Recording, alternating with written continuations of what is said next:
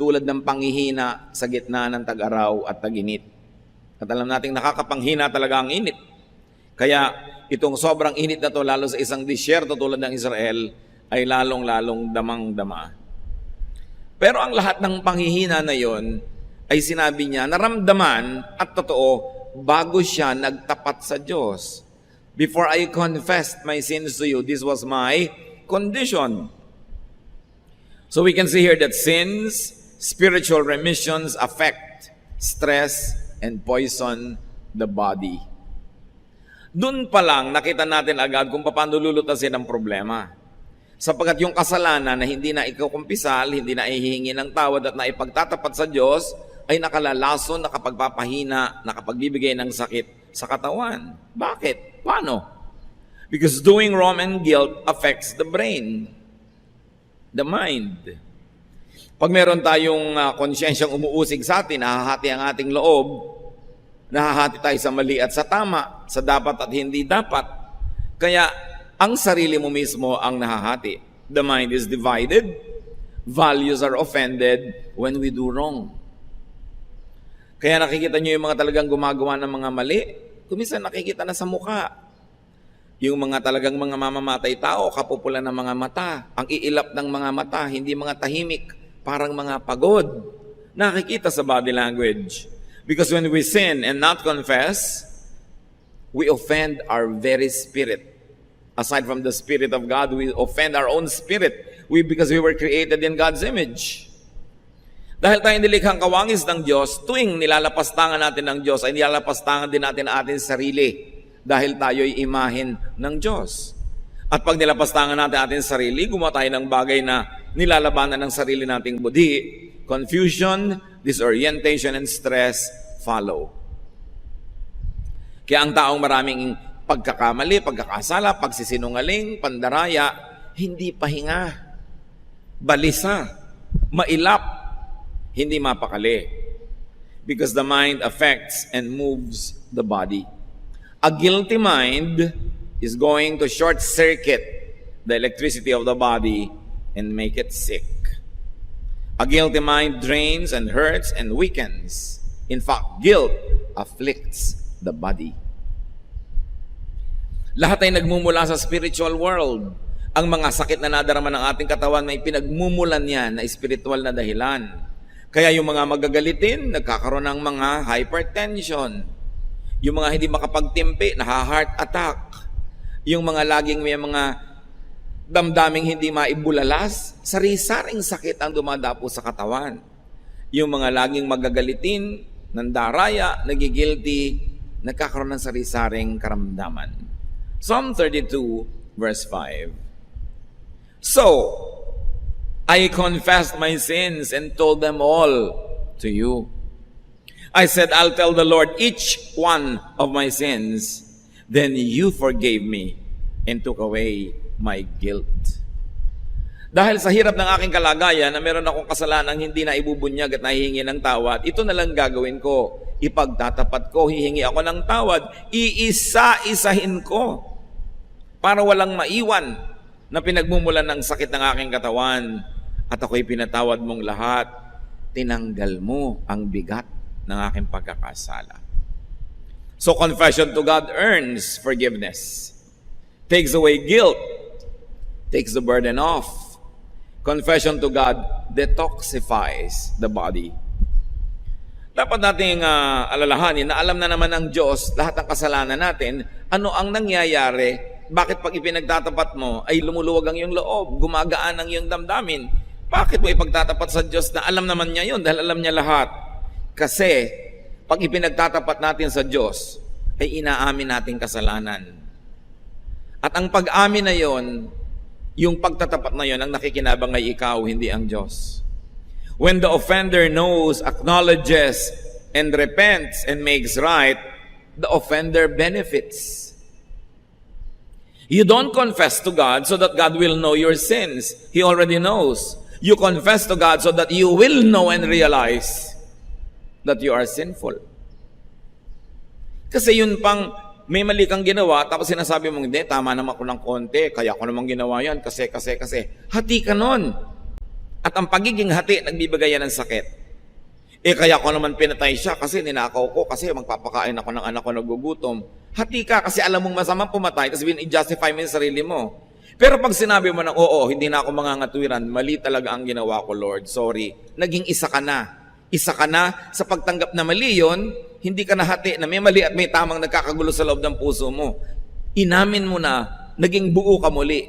Kahit pa nga ang pagsisimula ng iyong pagiging buo ay pagtanggap na mali ka. Pero yung niloloko mo ang iyong sarili na tama ka, na alam mo namang mali ka, magkakasakit ka. Kaya mahalaga, inaamin mo sa Diyos. Ang totoo nun, sa sarili mo inaamin. Dahil ang Diyos ay nakatahan sa iyong espiritu, nakatahan sa iyong puso, pag kinausap mo siya, nakakausap mo rin na yung sarili kahit hindi mo sadyain. Kaya pag humihingi ka ng tawad sa Diyos, humihingi ka rin ng tawad sa iyong sarili na na-offend mo rin nung gumawa ka ng mali. Kaya nagdadalawang loob ang tao. Sa ating wika, malinaw yan, nagdadalawang loob ka. Hati ang loob mo. Dapat maging buo ang loob mo, isang loob. Kasi talagang mahirap yung hati. So you confess to God, not to inform God, but to inform yourself that you're really wrong, to the point that you admit that you're wrong, to the point that you repent and that you seek forgiveness. And when you seek forgiveness from God, you inevitably seek forgiveness from your own conscience. Lumuluwag tuloy ang iyong loob. Confessing to God is almost like confessing to oneself. Now, we have already mentioned that sin is poison for the soul, for the spirit. Sin is poison for the emotion and thought and the body. And when you confess, you get detoxified. Usong-uso ngayon yung salitang yan, detox. Tanggalin ang toxin, ang lason sa iyong katawan. Magpurga ka, uminom ka ng herbs, ibabad mo ang paa mo sa ganito, kung ano ang pinagagagawa natin to detox. But when you confess, you take away the sin from your heart. It's the highest form of detoxification. Psalm 32:6, we worship you, Lord, and we should always pray whenever we find out that we have sinned. Then we won't be swept away by a raging flood. So it is not the sin by itself that sweeps you away, but the guilt and the illness of the spirit and the soul that follows it that destroys the person. So you always pray and you always confess. Pag may kasalanan tayo, hindi na natin iniipon para weekly ang confession sa Diyos o monthly. Tuwing may naisip kang kasalanang nagawa, confess agad para hindi magtagal sa iyong puso yung lason na inilagay ng kasalanan na yon. We should always be conscious of and sensitive to sin. Psalm 32:7-9, to continue. You are my hiding place. You protect me from trouble and you put songs in my heart because you have saved me. You said to me, I will point out the road that you should follow. I will be your teacher and watch over you. Don't be stupid like horses and mules that must be led with ropes to make them obey. Saan ka magtatago sa kasalanan? Ang Diyos ay nasa lahat ng dako. Pero pag sa Diyos ka na umamin at nakipag-ayos, sa Kanya ka nagkukubli, siya ang hiding place mo. Sino pang uusig sa'yo? Kung ang Diyos mismo ay pinatawad ka na at justify ka na. Pagkakampi mo na yung Diyos, hindi dahil banal ka, kundi dahil inamin mo, tinanggap ang kasalanan at inihingi mo ng tawad, at taos pusong gusto mo nang magbago, yung dating hukom ay ngayon ay kakampi mo na. Kaya sabi niya, you are my hiding place. At huwag daw tayong hangal tulad ng mga kabayo at mga hayop na ang naghihila sa kanila yung mga lubid na nakatali sa kanilang mga ilong. Kahit ayaw nilang pumunta, hinihila sila doon. At ang kasalanan, parang lubid na nakatali sa ilong natin. Hinihila tayo kung saan-saan tayo nagpupunta. Kasi pag gumagawa tayo ng mali, nagkakaroon ng affliction, suffering, and punishment. And because of that, we are led to repentance. Be led by a good conscience to do good. Don't be led by your trying to avoid punishment. Magkaiba yon. Kaya yung mga iba sumusuko na sa Diyos dahil hirap na, wala nang magawa. So ang naghila lang sa kanila, lubid. Huwag kayong ganun. Magkusa kayong sumunod sa Diyos. Huwag niyong antayin na talian niya kayo ng mga pagdurusa at paghihirap para puwersahin kayong sumunod. Sumunod ka na ng kusa at huwag ka na masaktan at huwag ka na makipagtunggali at nang wala na lang stress. Now the Lord shelters, protects, guides, and teaches people. And the Lord even cheers people up. Psalm 32, 10 to 11. All kinds of troubles will strike the wicked, but your kindness shields those who trust you, Lord. And so your good people should celebrate and shout. Yung wickedness ditong sinasabi is doing wrong and not confessing to God. Not just doing wrong and not repenting. Doing wrong and not seeking forgiveness and restoration. Kaya ngayon, dagan-dagan sa buhay mo ang buong bigat ng langit. Kasi nagkakasala ka na nga, alam mo, hindi mo pa tinatanggap at inihihingi ng tawad. At sabi ng Psalm 32, 1 to 2, which should have been the beginning, but it was the conclusion. Kaya minabuti kong basahin sa dulo, Our God, you bless everyone whose sins you forgive and wipe away. You bless them by saying, You told me your sins without trying to hide them, and now I forgive you. Pinagpapala nyo po yung hindi na nagkakaila, nagkukubli, nagpapalusot. Pinagpapala nyo ang mga taong kusang naghahayag ng kasalanan, umaamin, tumatanggap, humihingi ng kapatawaran.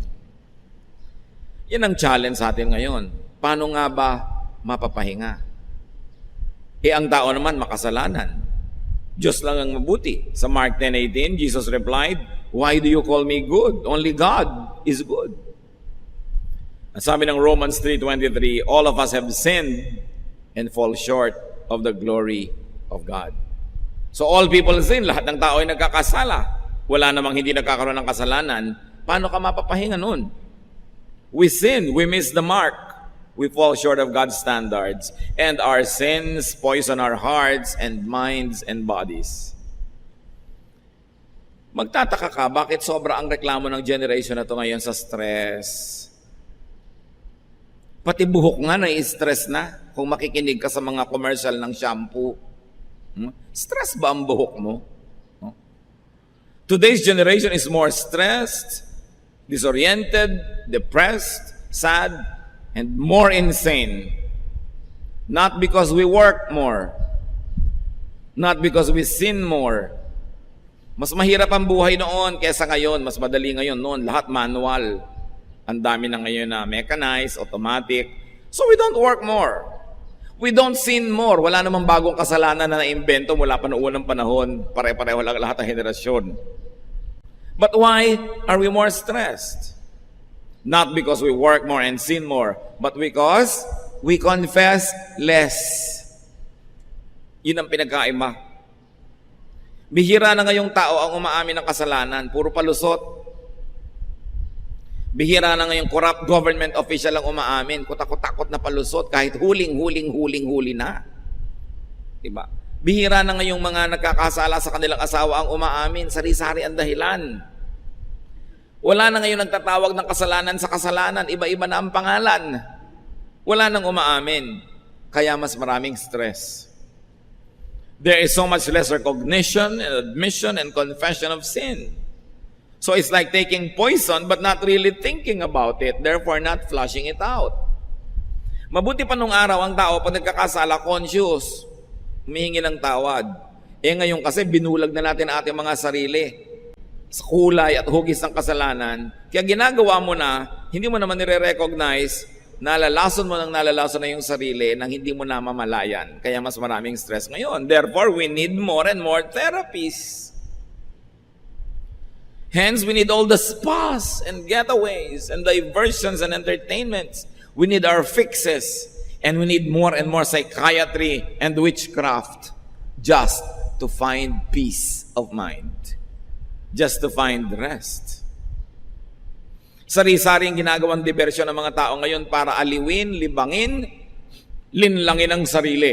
Kasi ayaw harapin ng totoo na kaya siya nagkakaganyan-ganyan sa dami ng mga kasalanan niya.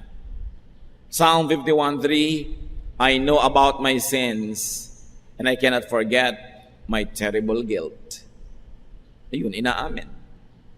Dahil sabi sa 1 John 1:9, if we confess our sins to God, He can always be trusted to forgive us and take away our sins.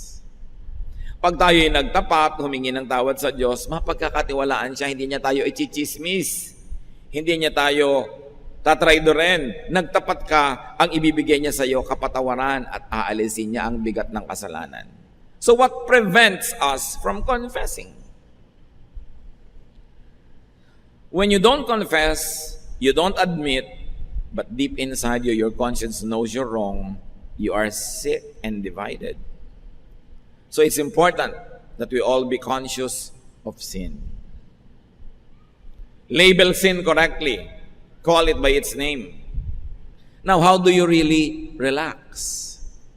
Kasi na pinag-uusapan natin, masama ba mag-relax? Kamunduhan ba na mag-relax? No. As I have said, relaxation is high religion. Dahil sabi ni Lord, come to me all of you who are tired and heavy laden, and I'll give you rest. So the ultimate purpose of God for saving us, for teaching us and guiding us, is that so that we can relax. Especially, hindi lang relaxation ng paa o ng katawan o ng tuhod, ng spirito, ng puso, ng isip. Relaxation of the spirit, of the mind, of the soul. That is important. How do you do that? Obviously, repent. Pagsisihan ng ating mga kasalanan. Confess to God and to people you wrong. Kailangan nagtatapat. Since doing wrong and guilt affects the mind and the brain, since guilt drains and hurts and weakens and afflicts the body, relax and stay relaxed by avoiding sin. More important than confession, prevention. Avoid sin. Sabi nga nila, an ounce of prevention is better than a pound of cure. Isang napakatanda ng kasabihan. Kesa ang dami-dami mong ikapagtatapat, di huwag ka nalang gumawa ng kailangan ipagtapat. Maximize restfulness by minimizing sin.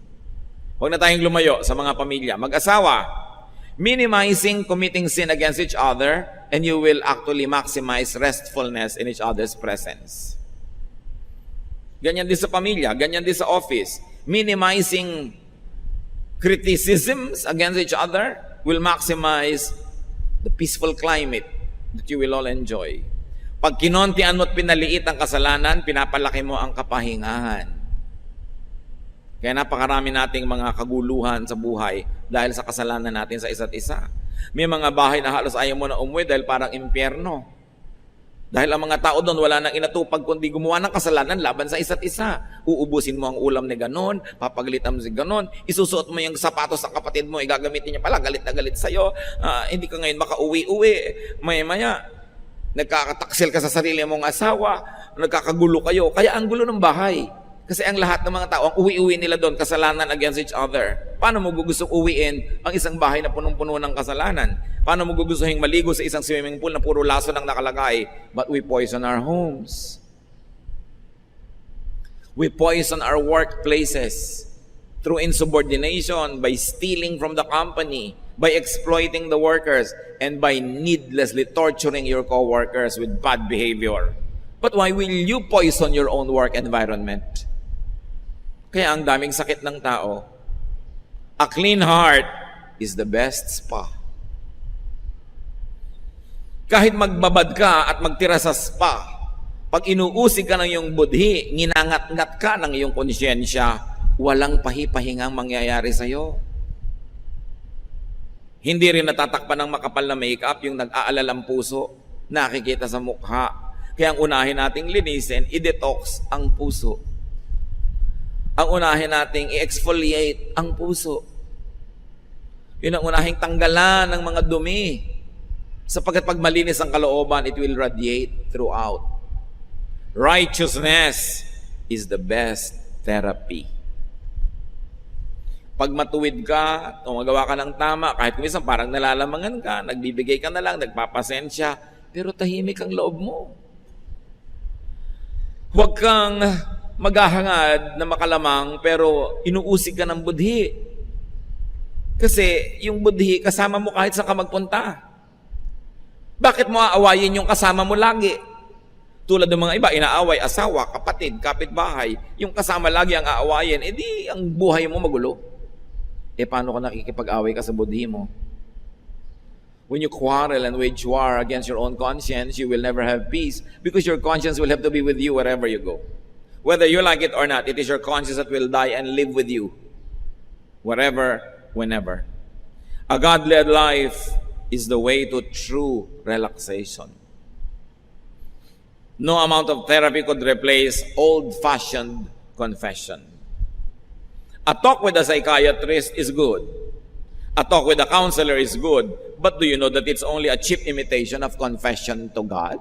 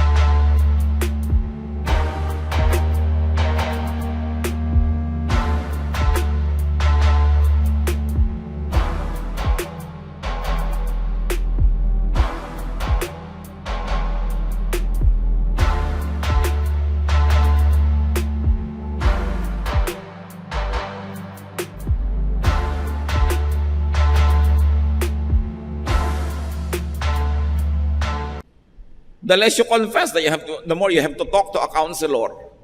The more you have to talk to a therapist. Although nakakatulong yun at hindi ko minamasama yun, pero nyo kakalimutan yung best therapy. Makipagniig sa Diyos, magtapat, humingi ng tawad. Psalm 23, You, Lord, are my shepherd. I will never be in need. You let me rest in fields of green grass. You lead me to streams of peaceful water, and you refresh my life. Anong sinabi ng spa? Ikaw, Lord, ang aking spa. Libre pa. Ano? You, Lord, cannot be replaced by massage or a vacation. Although hindi masama yung massage o vacation o spa. Pero kung yun lang ang ginagawa mo para takpan yung tunay na kulang, kahit mangisay ka ng kakaspa, hindi ka mapapahinga. Kailangan makipag-ayos ka sa Diyos para tahimik ang iyong buhay. Psalm 32:5, So I confess my sins and told them all to you. I said, I'll tell the Lord each one of my sins. Then you forgave me and took away my guilt. Confession to God earns forgiveness, takes away guilt, takes the burden off, detoxifies. Confession to people that we wrong does the same thing. Mahalaga nagtatapat ka rin. Pero ang pagtatapat, mga kapatid, careful. Kasi kuminsan sa pagtatapat mo, gumaan ang loob mo, pero ang bumigat yung pinagtapatan mo. Kaya i-handle mo yan mabuti. Biro mo, gusto mong gumaan ang loob mo dahil may anak kang 5 sa labas, sasabihin mo bigla sa asawa mo, ay gumaan nga loob mo, pero siya naman tong nanigas at namatay. Diba? So, break it gently. Be kind. Hindi yung ang bigat ng problema ko, sasabihin ko sa'yo, uuwi ka ngayon ang humahalakak, tumatawa, pero yung pinagsabihan mo, nagbaril sa sarili dahil hindi na kaya ang binigay mo. Kuminsan kasi selfish din tayo. Sa kagustuhan natin gumaan ang loob natin, tatambak natin sa kapwa yung samaan natin ang loob. You are not always entitled to transfer your heaviness to other people. So you be sensitive, take their situation into consideration, their health, their emotional well-being at that time. Pero mahalaga nagtatapat. Kasi madalas, yung pagtatapat nyo, hindi lang kayo yung gumagaling, pati yung taong pinagtapatan nyo gumaling. Lalo't matagal na niya kayong listado, inaabangan lang pala magtapat kayo. Di ba? Nagmamaang-maangan lang pala at inaantay na kusa kayong umamin at humingi ng tawad, siya rin gagaling. Pero kung ipagtatapat ninyo, isang kasalanang matagal lang nangyari at hindi na naman nauulit na at hindi na mauulit pa, baka mabuting sarili ninyo na lang, kayo na lang mabigatan, kaysa yung nananahimik nyong asawa pa ang nabigatan. Lalo't hindi na naman talaga nangyayari at hindi na danger yon, pasensya kayo, buhatin nyo yan, kayo may kagagawan. No? Pero nyo lang ipasa sa inyong mga mahal sa buhay para lang gumaan loob nyo. Pero kung matibay ang kanilang loob at kaya naman nila, titimplahin nyo ang ganyang mga bagay. Now, let's never forget to appreciate that God lives in people's hearts. Romans 8:9, You are no longer ruled by your desires, but by God's Spirit who lives in you. People who don't have the Spirit of Christ in them don't belong to Him. So, ang Espiritu ng Diyos nasa atin. 1 Corinthians 6:19, you surely know that your body is a temple where the Holy Spirit lives. The Spirit is in you and is a gift from God. You are no longer your own. So, God's Spirit is one with the believer's spirit. Ang Espiritu ng Diyos nakatira sa atin, kaisa ng ating Espiritu, kabuhol ng ating Espiritu. Kaya pagka ginalit mo yung Diyos, ginagalit mo rin ang iyong sarili. In-offend mo ang Diyos, ino-offend mo rin ang iyong sarili. Kasi magkabuhol ang Espiritu mo at ang Espiritu ng Diyos. So anong ibig sabihin yan? To offend God is to offend oneself. Meron kayong alam na mali, ayaw ng Diyos, ginawa nyo, na-offend ng God, pero na-offend din ang inyong budhi. Hindi lang ang God. Ephesians 4:30, don't make God's Spirit sad. The Spirit makes you sure that someday you will be free from your sins. So the Spirit that lives in you becomes sad when you commit sin. And your spirit, who is one with the Spirit of God, also becomes sad. So outwardly, masaya ka dahil may ginawa kang mali na sa palagay mo may benefit. Pero inwardly, malungkot ka rin. Yan ang sinasabi nating hati. Minsan, meron kang gustong pagsabihan ng masakit na salita dahil talagang dapat niyang marinig. Pinagbigyan mo ang kate ng iyong labi. Sinabi mo, sumaya ka. Pero ang totoo, sa loob ng puso mo, may lungkot ka rin. Dahil nakasakit ka rin ng iyong kapwa. Hati ka. At dahil hati ka, magkakasakit ka. Because you are not one. You are not balanced. The Spirit of God is in you. To be separated from God is to be separated from self. Lumayo ka sa Diyos. Makikita mo kapatid, lumalayo ka rin sa iyong sarili. Na pag nananalamin ka, gusto mo sabihin, ako ba talaga to? Parang hindi ako ito yung dati ah. Parang naiba na rin ako. Kasi pag lumayo ka sa Diyos, kaisa mo yung Diyos, lalayo ka rin doon sa image mo na maka-Diyos. Dalawa ngayon ang iyong mukha. Paano ka mabubuhay na dalawa ang mukha mo? Hindi ka naman imahe ng mga Buddhism at kung ano-ano. Isa ka lang, dapat isa lang ang mukha mo. Kaya may kasabihan tayo dyan, nawawala sa sarili. Di ba? Hati, hindi buo. When you offend God, you offend yourself. That's why you feel dirty. Sometimes you do something wrong, although you enjoyed, but you feel dirty. Kasi na-offend yung kabilang pagkatao mo, yung kakambal ng Diyos. But when you reunite with God, you also reunite with yourself. Dahil may bahagi ka na bahagi ng Diyos, pag bumalik ka sa Diyos, bumabalik ka sa bahagi mo, na kinalimutan mo dahil ang pinakinggan mo, yung kabilang bahagi mo, yung madilim. That's why when you edify God, did you notice? You also edify yourself. Bakit pag pinapupurihan mo ang Diyos, kumakanta ka, sumasayaw ka, o nag-o-offering ka ng taos-puso, parang tumataas din ang spirito mo. Samantalang pinagpupuri mo, Diyos. Pinuri mo ang Diyos, pinataas mo ang pangalan ng Diyos. Bakit martaas din ang feeling mo? Because when you edify God, you also edify yourself because you are one with God in spirit. That is why worship, prayer, righteousness, meditation, and other spiritual activities are uplifting for the worshiper. Magtataka ka, darating ka dito para ampun Diyos ang itaas at papurihan, pero paglabas mo, ikaw ang naglalakad sa alapaap, ikaw yung sumaya. Kasi pag pinasaya mo ang Diyos, dahil kakabal siya ng espiritu mo, sasaya ka rin. At pag pinalungkot mo siya, may bahagi ka rin nalulungkot. Ang lahat ng ginagawa mo sa Diyos, ginagawa mo lang sa iyong sarili. Dahil ikaw ang image ng Diyos. When you let God down, you let yourself down. So when you confess to God, you also confess to yourself. And when God forgives you, your conscience that is one with God also forgives you. That's why you find rest. You can never rest when your conscience and you are at war. Kaya dapat nabubuhay ang tao ng tahimik, payapa, banal. Tahimik siya. Unconfessed sin tortures. The cure is reconciliation with God. To be reconciled to God is to be reconciled to oneself. That's why to confess to God is also to confess to and admit to oneself one's mistakes. To confess to God is also to make right with oneself.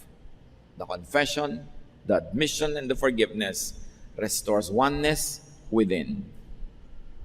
Oneness with God and with self equals wholeness.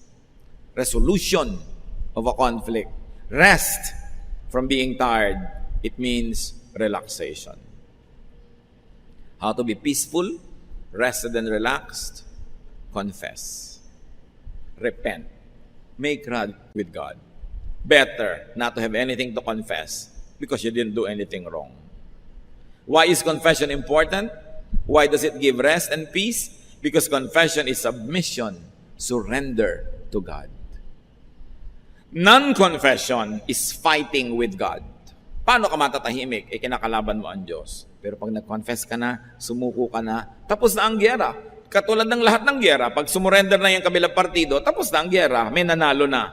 At hindi tayo lugi kung Diyos ang nananalo. Bakit? Dahil tayo rin yun, dahil kakambal nga ng Espiritu natin, ng Espiritu ng Diyos. Kailangan siyasatin natin ang mga sarili. At sa sandaling ito, nais kong hamunin ng bawat isa. Meron ba kayong mga nervyos? Meron ba kayong mga kabagabagan? Meron ba kayong mga parang insecurities, mga depression? Meron ba kayong mga nagpapahirap sa inyong loob? Baka naman unconfessed lang yan. Kailangan siyasatin natin ating sarili. Kuminsan kasi kung relihiyoso ka, lagi ka may dalang Bible, akala mo okay ka na eh. At nabubulag tayo sa mga sarili nating kasalanan pag wala nang nakakapagsalita sa atin. Pag ikaw ang padre de pamilya, ikaw ang breadwinner, ikaw ang boss, wala na kuminsan makapagtuwid sa'yo. Akala mo, lagi ka nang tama. Ikaw tong pinakamatanda, akala mo, lagi kang tama. Hindi laging ganun yon. Kaya ang mga naliligaw madalas, yung mga pinakamatataas ang ranggo, mga pinaka-breadwinner, pinaka-boss, kasi wala nang makapagtuwid sa kanila.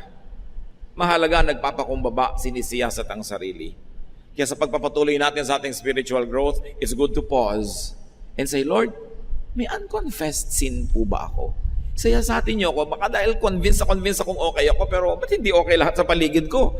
Baka meron ako hindi nahuhukay na ugat ng kasalanan na nagbibigay ng mapakla at mapait na bunga sa aking pangaraw-araw na pamumuhay. O baka naman, obvious naman na may kasalanan, ayaw pa rin aminin. So aminin na ngayon, ipagtapat para tayo makarelax. Kung relax na kayo, mas marerelax pa kayo kung hahanapin pa natin kung ano ang possible roots of other issues in our lives. Ama namin, nagpapakumbaba kami sa iyong harapan. Kinikilala namin kami gawa sa lupa, bagamat may espiritu kayong nakatira sa amin. Yung pagiging lupa namin ang madalas nagiging dahilan, kaya kami naliligaw. Siyasatin niyo po ang aming puso sa aming mga kapatid na alam ang mga mali. Turuan mo kami ngayon na magtapat, umamin, humingi ng tawad at magpasyang baguhin, ituwid ang aming makalikuan. Lalo ang masasama naming ugali na nagpapalayo sa mga mahal namin sa buhay. Turo mo sa amin, Lord, na huwag laging sila ang sisihin. Maaaring kami naman talaga ang dapat sisihin. Teach us to look at our lives from a fresh perspective.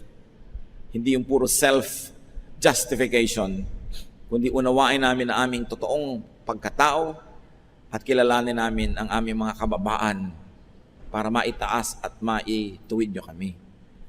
Ipakita nyo sa amin, Panginoon, ang dapat namin gawin. At sa aming mga kapatid, Lord, na namanhid na, hindi na nahahalata na may mali sila. Turuan mo kami. Refresh us.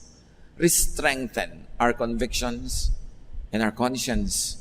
So our conscience can be your voice that effectively, powerfully, and loudly speaks to us.